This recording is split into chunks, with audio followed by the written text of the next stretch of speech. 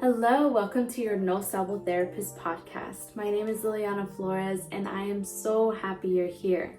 This is our very first podcast with our very first guest and I'm so excited, and I think that there is a lot to learn and just be a part of through this podcast. Our first guest is Laura Duran. She is an LPC.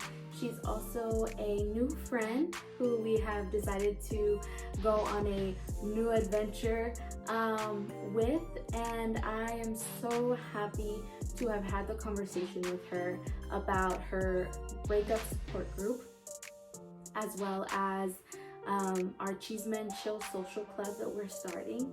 I think there's a lot of insight that she brings as somebody who, I'll share through the podcast, has recently gone through my own breakup. I really appreciated the conversation, and I hope that you are able to take some insights, some perspectives, and I hope that you feel that this is a safe place for you to learn and grow. They say no hablas inglés. I say no sabo, but I can speak mental health, cultural struggles, and a little Spanglish. Welcome to your No Sabo Therapist podcast. A new therapist friend. So it's super exciting, and it's just already been like cool to hear your perspectives and your experience. So I really love that. Yes. And we have some exciting things coming up. So we started a social club called Chisme Chill. Yes. Here in town. So we are super excited about that, and we'll talk a little bit more about that as we go on through the podcast. But I wanted to also highlight, and kind of a huge reason why I wanted for you to be on this podcast is for you to talk about your breakup group. Yes. The dreaded breakup. Yes. So it's February, and love is in the air, but for a lot of us, it's not. Hey, there's plenty of people that are living single life, me included, but also recovering from heartbreak. And it's interesting because I think when I reached out to you, it was, hey, I need connection. I need to find things to do, which ended up being great. But as I talked to more and more of my friends, we realized that as Latinas, we're not taught how to get through breakups. We are always taught this like chingona attitude. I can do it. I'm going to pick myself back up. And there's no room for grieving a relationship, like grieving the fact that you like this person and it hurts that it didn't work out. And I don't know about you, but like my mom would tell me things like, no te quiero ver llorar por un pendejo, or, you know, like you just need to dust it off. There was no room for emotion. And that made it really hard as an adult to get through breakups. No, I agree. I think, nobody plans for a breakup, right? And I think, again, being in Hispanic cultures or being Latina, you are expected to get married. Like, it is, yes. That's it, right? You are raised to be the perfect housewife for somebody and raise kids and live happily ever after. And so when you don't follow that, it hurts your ego. Like, why not me? Mm-hmm. So exactly. So there's definitely that expectation, and then the societal expectation just in general. Mm-hmm. So it is a tough one. And so I want to, ask what brought that about. We talked a little bit. Yes, breakups are hard to navigate, but what made you want to start a breakup support group? So I am a single girly out in the world, and so I experience little breakups, big breakups throughout the way. But my best friend and I, who I developed a program with, her name is Noreli Perez, actually met as we were both going through a breakup. So she was recovering from a divorce. I was going through a breakup of a relationship of 4 years.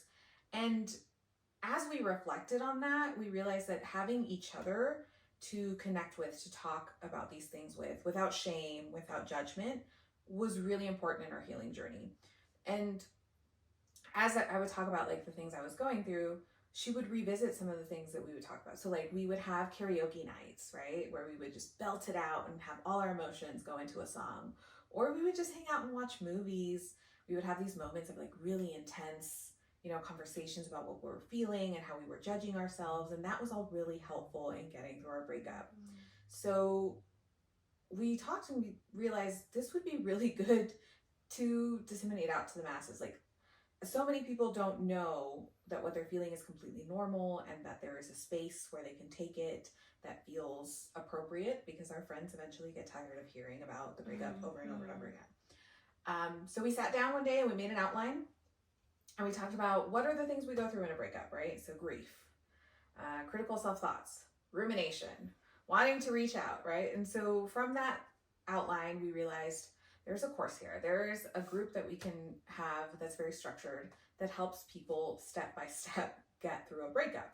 And in utilizing those tools, if it comes up again, just continue to use it. Yeah, no, I think that's great. And I always thought it was great. You were always on my mind to have this conversation, to be the person to talk about relationships and breakups during the month of February.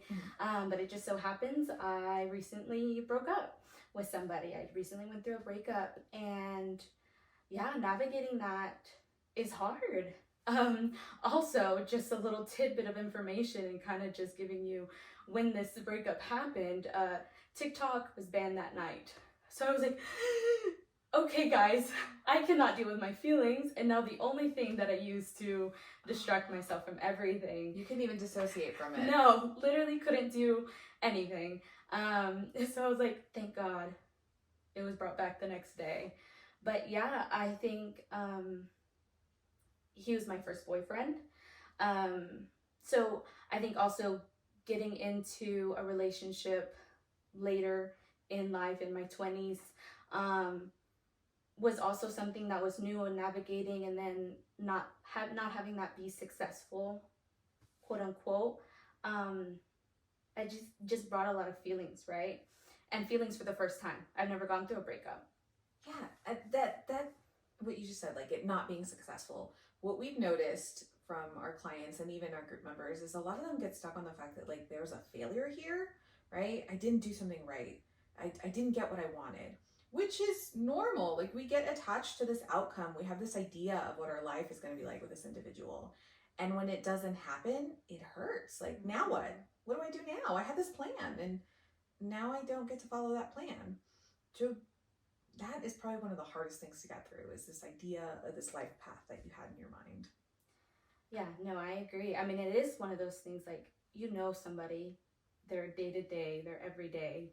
Like, there are still things I know that are happening in his life, and it's hard to be like, oh, okay, like, I'm just not a part of it. Or, like, that's not a success or even a failure that I can, the love's still there, right? So, so to have this group, I think, is super great. And I think this really goes also into the connection part of, like, yes, not being alone. And I think that's a conversation we've had since we first met, is that connection, right? Yeah. So that was actually one of our main goals, is because it would be really easy to just like, sell the course, which we do plan to do eventually. But having a group of other individuals who are going through this collective grief and hearing such similar stories from them is part of the healing process. Like, I didn't feel alone when I was going through my breakup, because here was my best friend going through the very same thing. And I felt so validated and knowing like, oh, okay, you have that too. Great. And so that's one of the probably the best things about the group so far, is seeing that like these people are connecting in that way. And then they're also, they're telling each other the strength that they see in one another. They're, like I said, validating their emotions. And that's so beautiful to me. Like, okay, we're growing together. You're not alone in this. So many people are going through this at the same time. Yeah, no, I love that.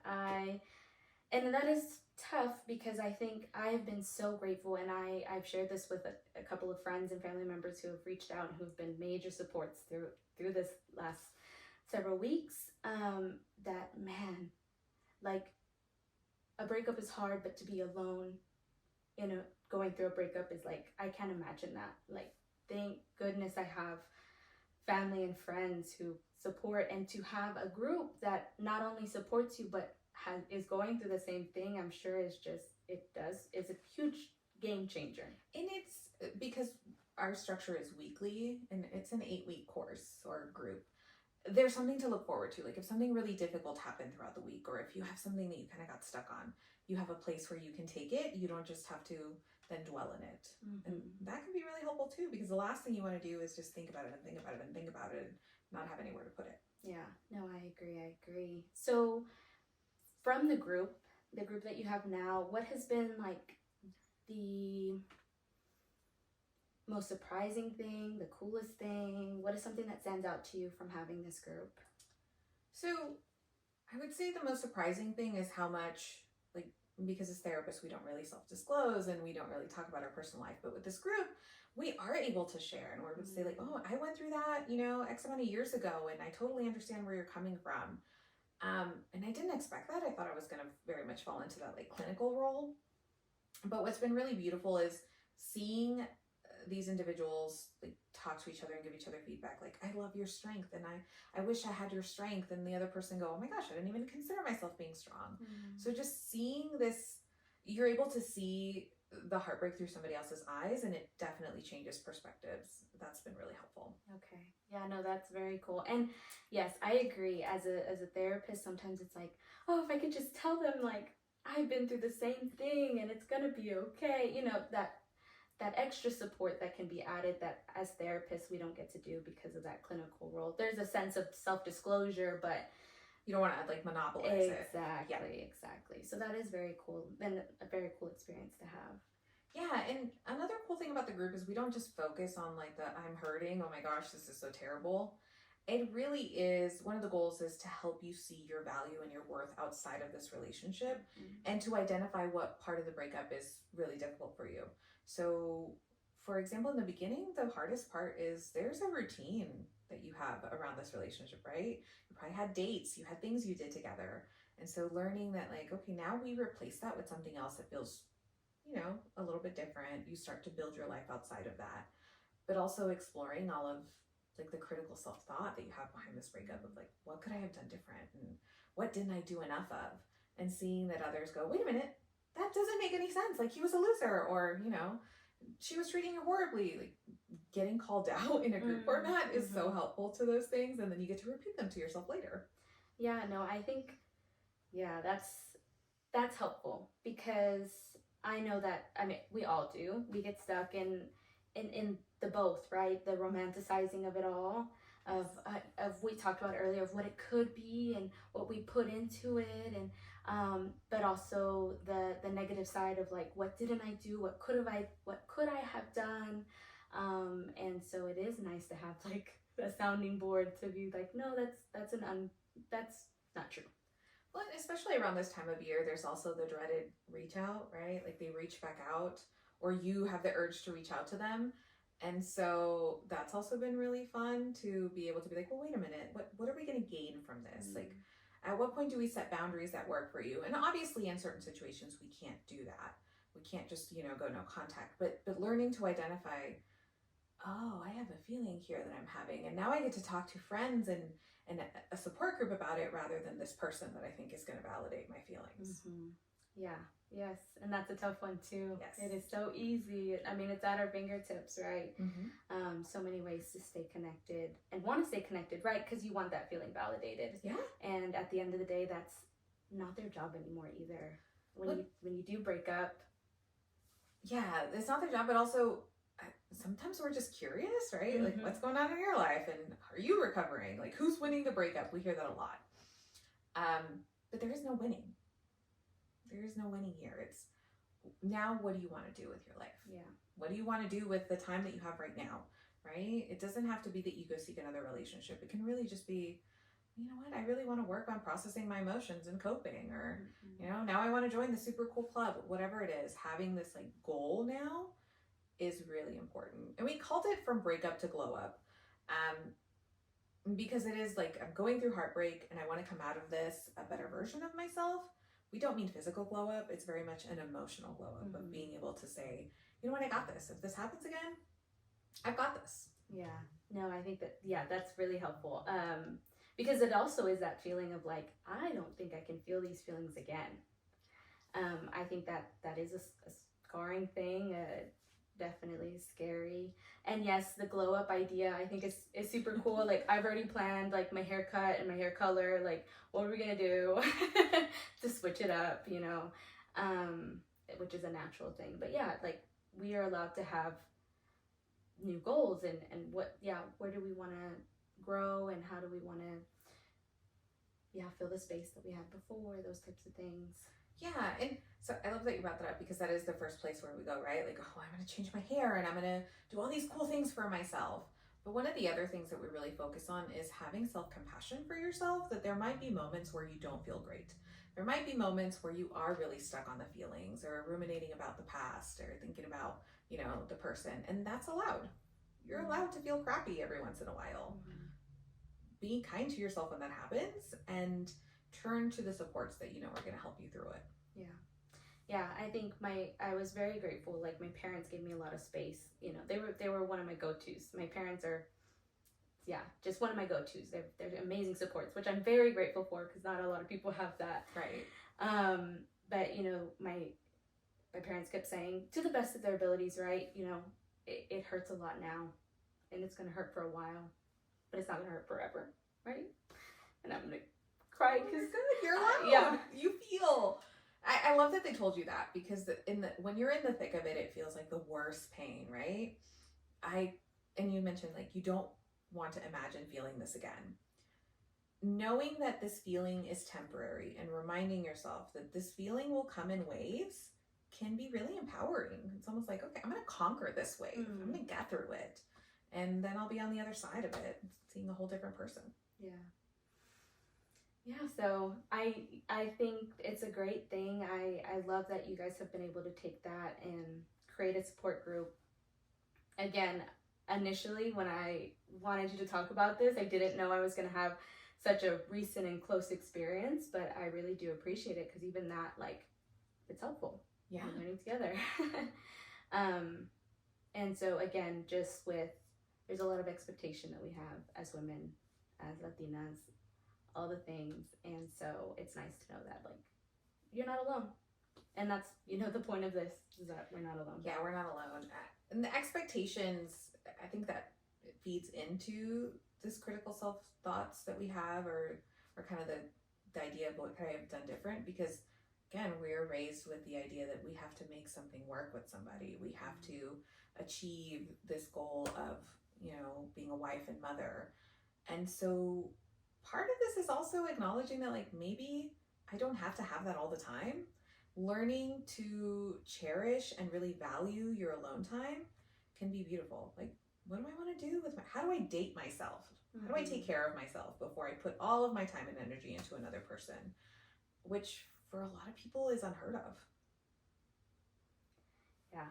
No, I think for me, what's hard, because I hear that perspective a lot. Date yourself. Take time for yourself.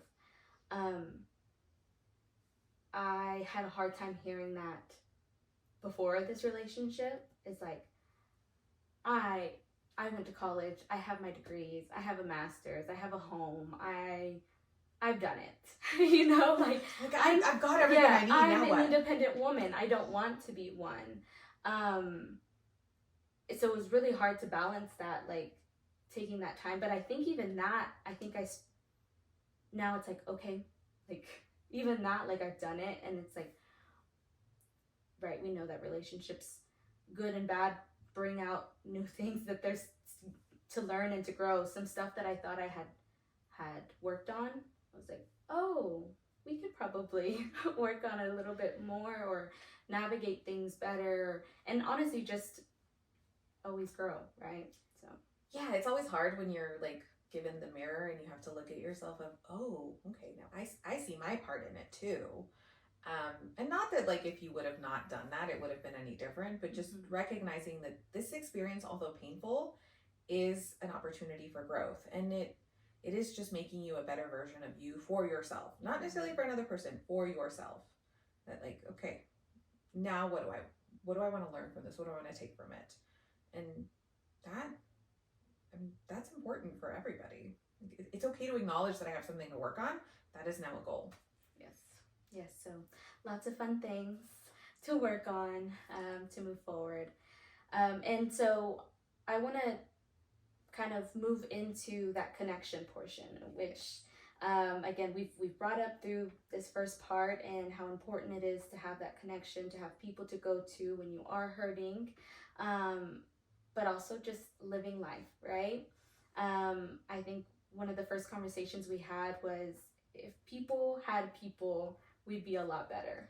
If people had people that they could turn to, we would be out of a job. Yes. And at the end of the day, it's a good thing. Yeah. And I don't know about you, but a lot of the time when I'm talking to an individual who is experiencing depression, anxiety, it's always at the bottom, or at the core of it is always, I don't have a place to go. I don't have a community, especially as adults. Right? In college, we have this built-in community, right? There's organizations that you're part of. You go to class and you see the same people all the time. Once you're done, you don't really get that. You are just kind of stuck. And you have to figure it out all on your own. And that's really hard. I agree. Even in college, I worked. I worked a lot. I probably didn't have to work as much as I did, but you got to pay for school, and so I wasn't even as engaged in college activities as I would have liked. And I do believe that getting out of college, I was like, whoa, because you are busy, you stay busy, and you do see kids, friends in classes, and there are things, and it was a huge cutoff. You don't notice the lack of connection until you don't have it. And you're like, oh, I need people. I need a group. Yes. And so, although I had still core people, I went to the college in the same town I grew up in, family and those types of things. It still was different. Everybody's busy. Everybody's working. Mm-hmm. So we've talked about that. Yes. Just as women who are single, who aren't, don't have kids and a husband, who take care of. Sometimes that even is a disconnect, right? From your married friends don't really get it at times because they're busy. Mm-hmm. They have a whole different routine. Exactly. So we decided to create our own space for connection. Yeah, why not? I think we were sitting at that place and going, if we had a place where we could just trade chisme, that would be great. Yes. And that's right, and that's what it is. Just let me sit down and talk to the girls. Sit down and talk smack. Exactly. And it's so funny because with you, you are a new friend, and immediately we're oh yeah, it's amazing how easy it is to connect to others, because the fear is that you'll be turned down, or that you won't be able to connect. But more often than not, if you put yourself out there and just introduce yourself, something might come of it. Yes.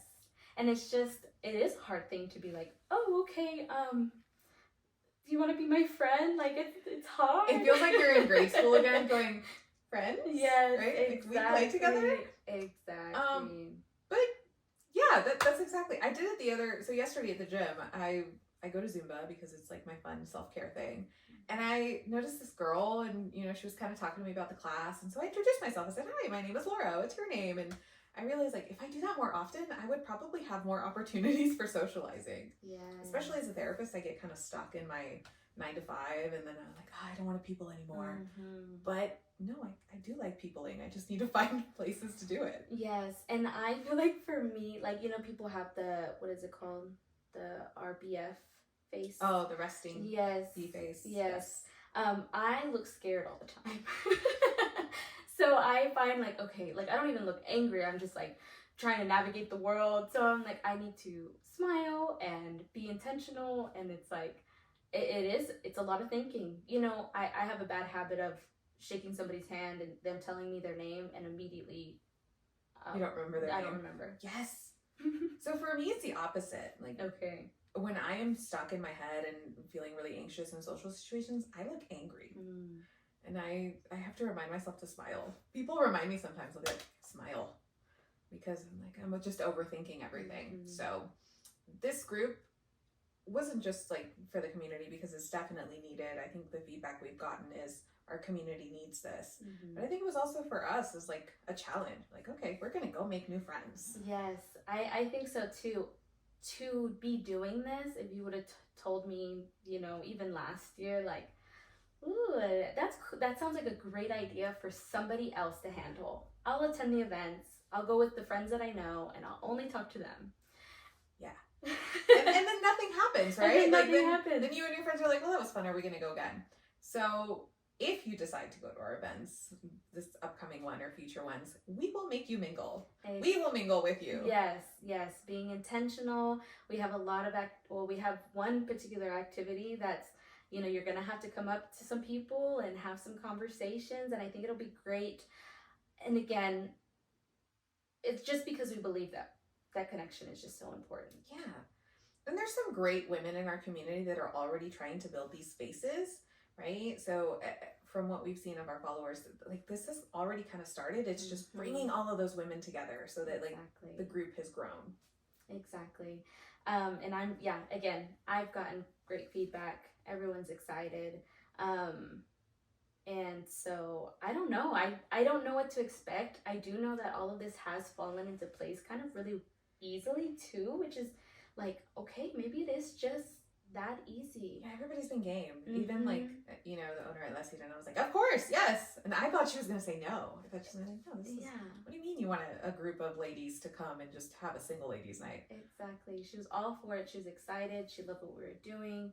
And also just like highlighting like women-owned businesses, Latino-owned businesses. I think that's super important again. And if we're talking about currently what's been going on in our America, that's going to be even more important to huddle together and to support one another, because it's not great out there. It's not great. These spaces of women, of Latinas, of POCs, just of LGBTQ plus, all the things. There are a lot of groups that are scared. Yes. And I do believe that now more than ever, to have support, to have connection, to have people to go to when you are scared, maybe not to even tell you that it's going to be hard. It's hard right now. It's scary right now, but it'll get better. We hope that it'll get better, and we're here together to do that.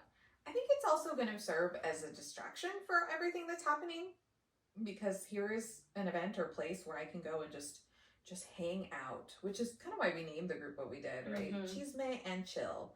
We just want to hang out. We want to sit down, talk smack. Maybe sometimes we'll go for a walk. But like, it's literally just a place for you to decompress and meet new people and find a safe space. We do highlight Latinas, right? And Latino businesses, but really it's all inclusive. Like, exactly. Ladies are welcome. Yes, I agree. I think and this is what I told people. They're like, okay, well, it's called Chisme and Chill. Like, can I go? And I said, yes, you can come. Like, please do, because again, we all need it. And I think it's really important. Even as a therapist, trying to decide like, what do I even say? And I think it's like, I can't say anything, but like, I can be here with you, Yeah. A therapist once told me when I was an intern, because I was always so scared that I was going to say the wrong thing or that I was going to mess up. And she said, there's rarely anything you can say to make things worse. Yeah. Like, given that we are educated enough to know, to at least hold space, right? To be like, I'm so sorry. There's rarely anything we can say to like really mess up to the point where people are like, how dare you? Yeah. It does happen. But even just that little bit of support is help enough. Yes, I agree. And again, just really excited for all the things that are happening. I'm really appreciative of you coming on this podcast and being my first guest. There's a lot of exciting things happening. My last question for you is, this podcast is called No Sabo Therapist, right? So there are some things that I don't know. There are some things that we can't know or we're learning to know. So what's something that you don't know but you're learning? Just in general or about therapy? Yeah, whatever. Oh, there's so much I don't know. I think currently my journey has really revolved around learning more about my parents and their own journey, because growing up in first-gen households or any kind of Latino household, and then having this Western idea of what family should be like, it kind of creates some resentment, right? Of what we should have had, or why couldn't we have that? And so looking at them from an empathetic lens has been really healing for me, to understand that like they did the best with the tools that they had, and yes, they messed up along the way, but man, they hurt. like they hurt along the way too. So just giving them some grace. So I'm talking to them about their story. I'm asking them about their challenges and what they've been through. And I'm trying to really get to know them as adults, human beings, not just as mom and dad. Yes, no, I love that. And I agree. I think that's a lot of us have to do that. It's even one of those things of they won't be able to ever make up for it if that makes sense. But giving them the space, forgiving them, and empathizing with them helps us to have a relationship with them now that we're adults, right? And meeting them where they're at, because we have this idea of what our parents should be like. We forget to just accept them as they are. Like, this is what my parent can give me. This is how they're able to support me. I can accept that and take it for what it is, rather than continue to be really pissed off about what they can't.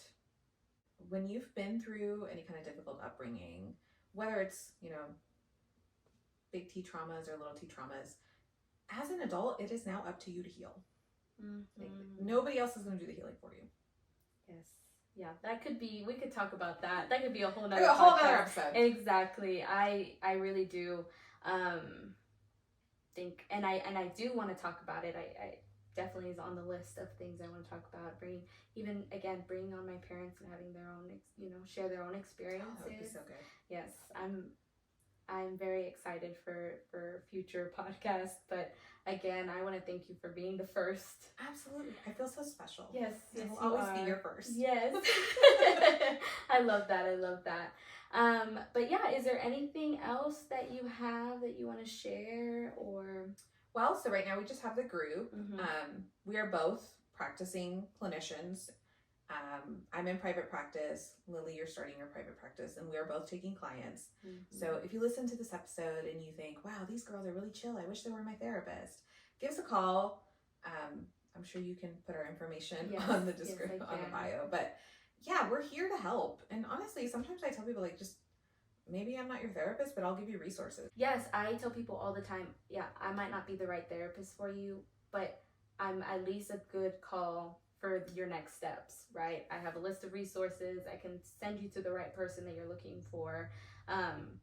I always say I'm a social worker, so I'm a like resource advocate through and through. Yes, you are a fighter. Yes, so I love the clinical side and mental health, but I think there's also just a lot more that we can both offer as just humans who want to see people be healthy and happy. Yes. I'm so excited for your podcast. I wish you the best. You are awesome. I can't wait for you to just blow up all over the place. Thank you. I appreciate you deserve that. That means a lot. I'm very excited.